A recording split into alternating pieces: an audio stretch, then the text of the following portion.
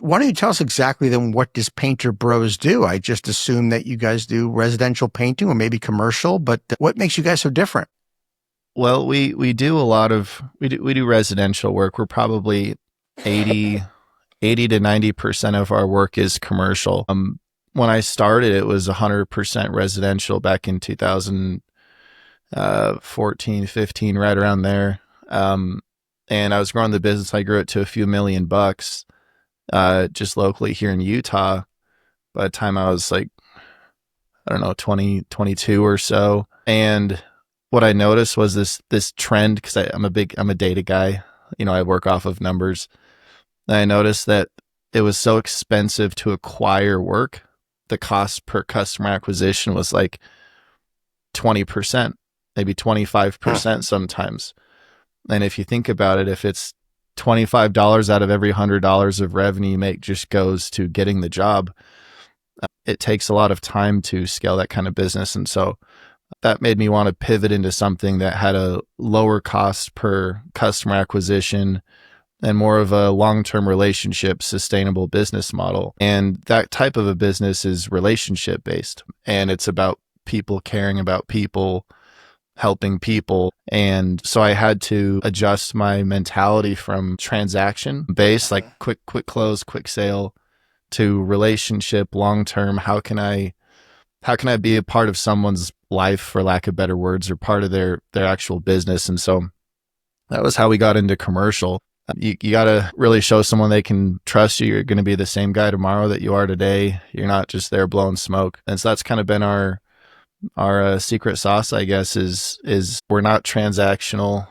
We're huge on culture, relationship building, long-term relationships. And that's how we get a lot of our customers is we do what we say we're going to do for the long term. And a lot of our Uh-huh. deals take 18 months, 24 months to happen, but we're there for it. What's amazing is that everything you just said, Zach, you could apply to literally any product or service, right? You're talking about being the relationship business and the importance of, developing it. And this has nothing to do with painting, which I tell people this all the time. Whatever business you're in, this has nothing, it never has anything to do with the actual product. It has to do with, a deeper meaning. It has to do with your why, like what's important to you. Because you're talking about culture here and how you do business. And that's, I think, a great lesson for people who are maybe starting out or they have a passion for, I don't know, baking and Yeah. they want to open a bakery. Well, you don't open a bakery because, you just love baking. It's, what is your business about? What do you want it to look like? Who do you want your customers to be? And what kind of relationship do you want to have?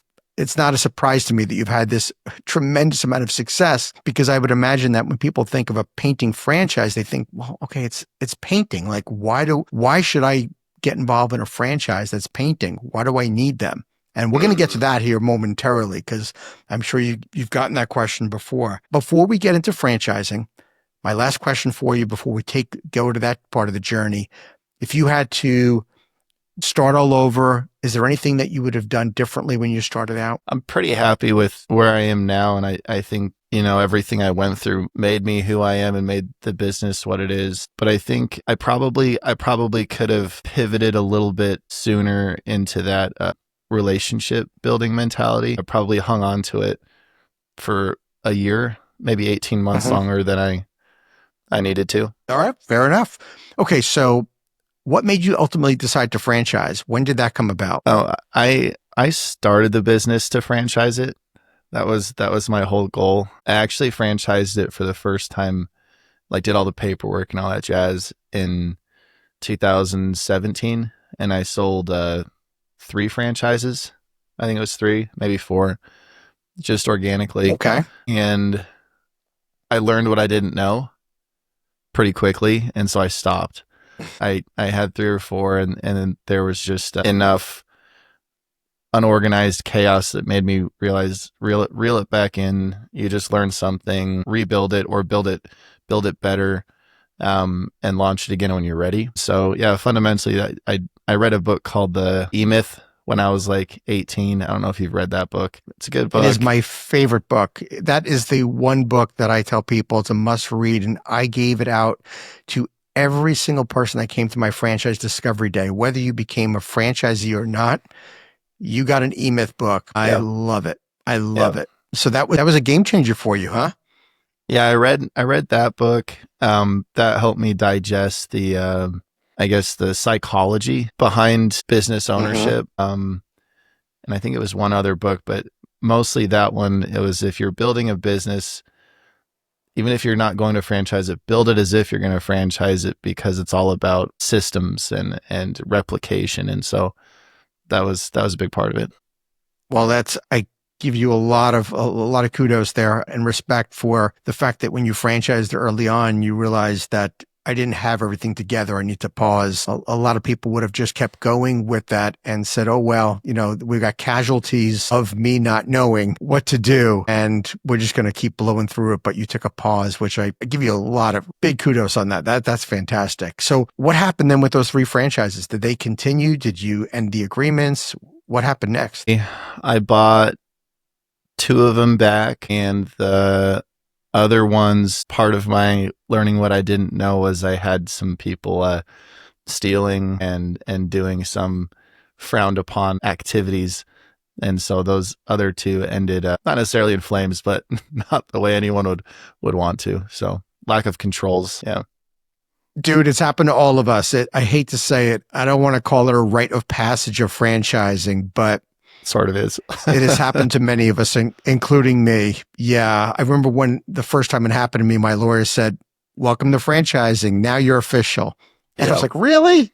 That was his initial response. I'm like, come on, man. That's not what I wanted to hear. But yeah, it's true. Well, that's great. I'm glad you had that. Unfortunately, you had that experience, but clearly 40 franchise openings in 25 states later, you figured it out when you went back the second time around. Yeah, I think we're in a really good place, and I don't know if anyone will ever know everything, but we've got enough of a leg up now and some really positive momentum to keep learning and keep building and growing off what we have right now, and it's pretty exciting. Nice.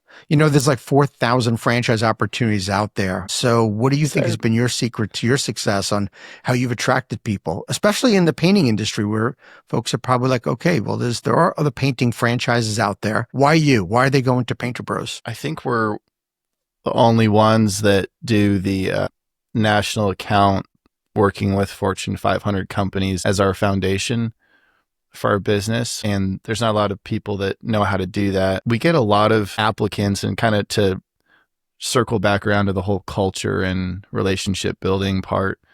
We don't accept a lot. I think last year we had like 550 franchise applicants, and we only signed like 22 or 24, and we don't sell them.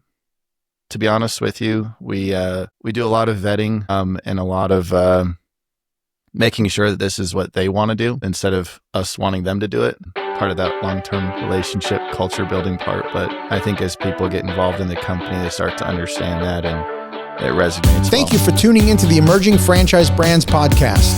For additional insights, guest applications, and to stay connected, visit us at efbpodcast.com. The Emerging Franchise Brands podcast is for entertainment purposes only, and the views expressed do not necessarily represent those of Emerging Franchise Brands, its host Frank Fumey, or Emerging Franchise Group LLC. Any discussed franchise or investment opportunity requires thorough investigation, obtaining proper disclosure documents, and expert consultation before making any investment decisions. The podcast and its host do not offer professional advice or endorsements, and they hold no responsibility for actions, representations, accuracy, or consequential damages related to the podcast content.